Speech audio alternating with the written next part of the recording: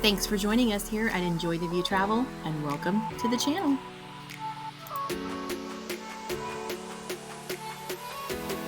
This week's View on Travel Season 2 starts now.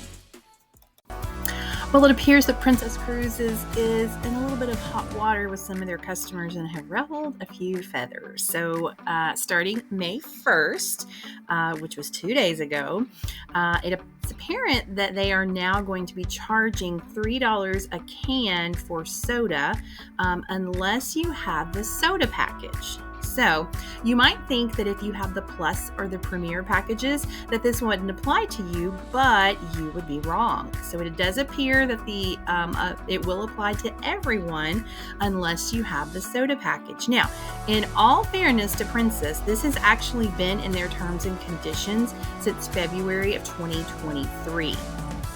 This shows how many people do not read their terms and conditions. In the packages, it does say that it includes fountain drinks, not canned soda. So it looks like it's actually been in the terms and conditions for a while, just has not been enforced until now. So we're kind of waiting to hear and see what has happened with those who are on current sailings, and if it has already kicked in and started. I have started to see a few posts, not a great deal yet, but a few that said that it did on their cruise. So if you do not have the soda package, you will probably have an upcharge if you want a canned soda. If you're fine with the fountain soda, no worries. Also, if you are wanting the Plus or the Premier package, I highly recommend that you do purchase it before you get on board and do not wait, because it will have an extra $5 charge per person per day if you purchase it on board. So as of right now, if I were to purchase the Premier package, it costs me $90 a day. If I were to wait and purchase it on board, it would be $95 per day. Same thing with the Plus package. It is $60 per day, and it would be $65 per day if I wait and purchased it on board. So I highly recommend that you purchase it ahead of time and save yourself just a few dollars. Parts of Europe had a major power blackout on April 28th. Spain, Portugal, parts of southern France were without power for 12 hours or more in some places.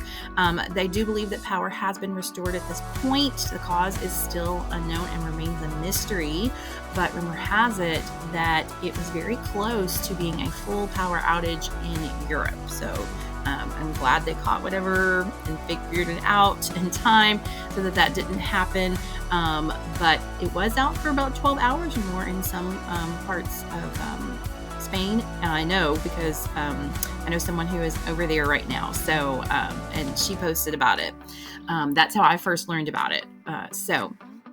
Yeah, it was definitely a thing, but back on, and hopefully they are able to determine what that is and be able to not keep that from happening again in the future.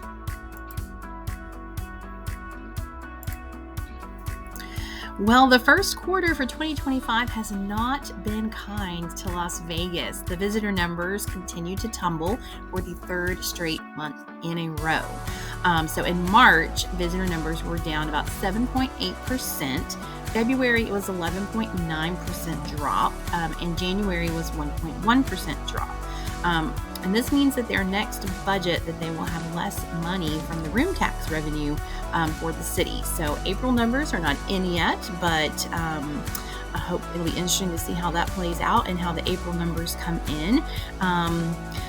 What do you think the reason for this decrease is? Now, I will go back and say that the reason for the larger decrease in February was that in February of 2024, they had the Super Bowl in Las Vegas. So they had a major event. Now, I know they have lots of events in Vegas, but Super Bowl is huge. So that is the reason for the big drop in February.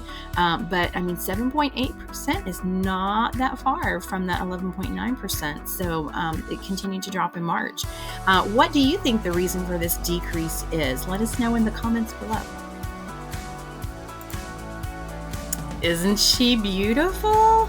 Oh, looks like Celebrity Excel is going to debut a little earlier than scheduled. There is going to be a preview sailing. It's going to be a 4-night sailing beginning November 9th. Now, all of the inaugural events that had previously been scheduled for November 18th for the inaugural cruise are still going to take place on that cruise as originally scheduled. So they're just ahead of time or ahead of schedule in the construction. And so they're going to take advantage of that. And so there are still rooms available. I did check, and we are going to actually talk about that in our travel deal of the week coming up shortly.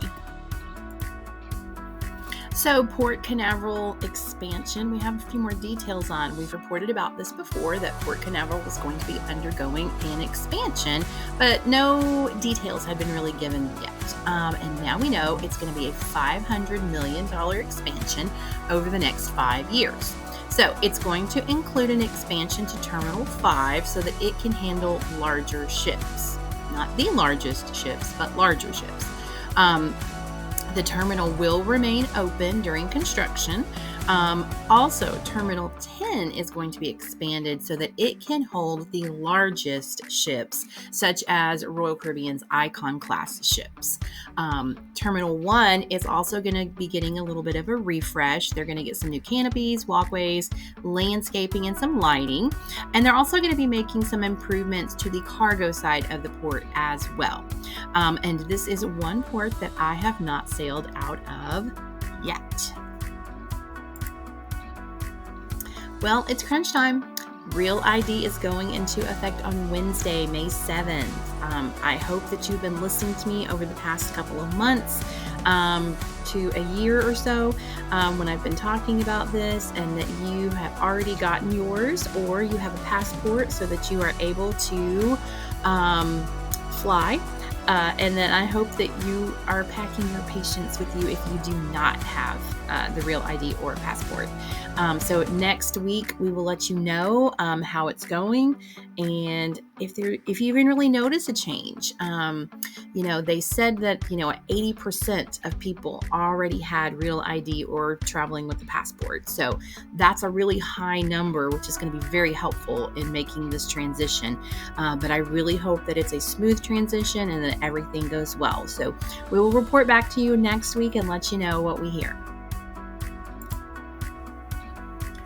All right, so I wanted to show you, if you do not go to the travel.state.gov website, you should, especially if you're an avid traveler and you like to travel to different destinations. So you can go in here at the top, as you can see, you can put in learn about your destination, put your destination, the country, your area that you're going, and search, and information will pop up about that.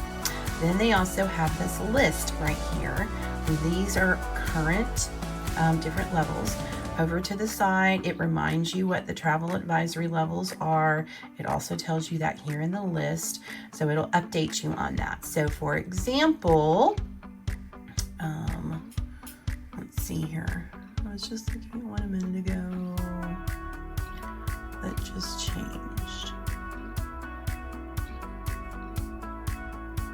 Here we go. So New Zealand back in January went back to a level 1. So it's exercise normal precautions, as you can see right here. However, just on April 29, Papua New Guinea is now a reconsider your travel level 3.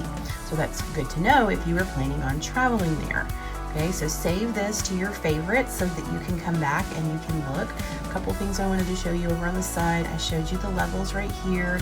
You can click here to go to advisories for more details. And then right here, the STEP program.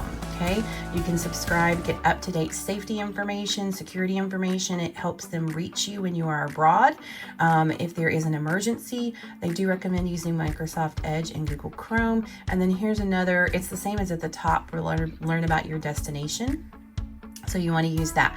And then you can see down here at the bottom, there is a total of 5 different pages with alerts. So it'll alert you if it goes back and puts them at a level 1, which is just regular precautions when you're traveling, or it'll alert you when it goes down. So check that out, especially if you are traveling. Put it in your favorites. Good to know. Tomorrow kicks off National Travel and Tourism Week. And we're going to take some time this next week to shine a light on the U.S. travel industry. You know, we often think of travel as being outside of the U.S. However, we have so many amazing places to visit right here in the U.S. and to explore.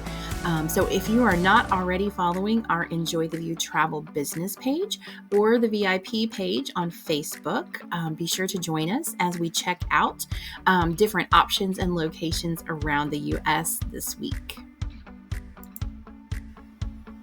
Okay, I gave you a heads up earlier in this episode that our travel deal of the week was going to be about Celebrity Excel. So let's start talking. Now, some people might not consider this a deal, but this is for the very first sailing on Celebrity Excel.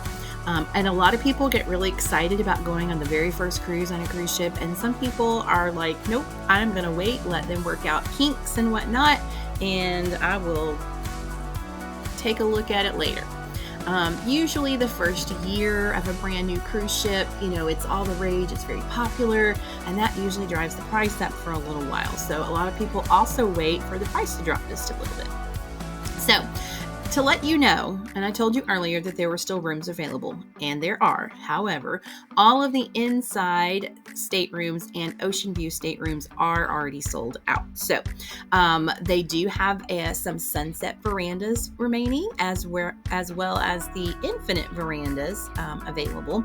And then they also have some concierge class, aqua class, and suites still available. So if you're interested in any of those, the sunset verandas do start at $14.70 per person, and the infinite verandas start at $12.10 per person. So if you are interested and would like to be the first people on board this brand new ship, contact me at Enjoy the View Travel for more details. We are rounding out this week with our travel tip of the week, and it's don't be afraid to travel right here in the U.S. So there are so many amazing road trips that you can take, so many areas to explore. If you have not been to all 50 states here in the U.S., I highly recommend that you start adding states to your travel list now. And y'all know that I'm a cruise girl through and through, and it is absolutely my favorite travel thing to do. However, I also love a good road trip. I'm about ready to take another one. Now, where to is a good question.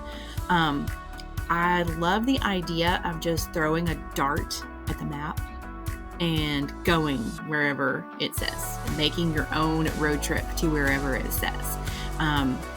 So don't forget to take the time to enjoy the views in our own backyard here in the U.S.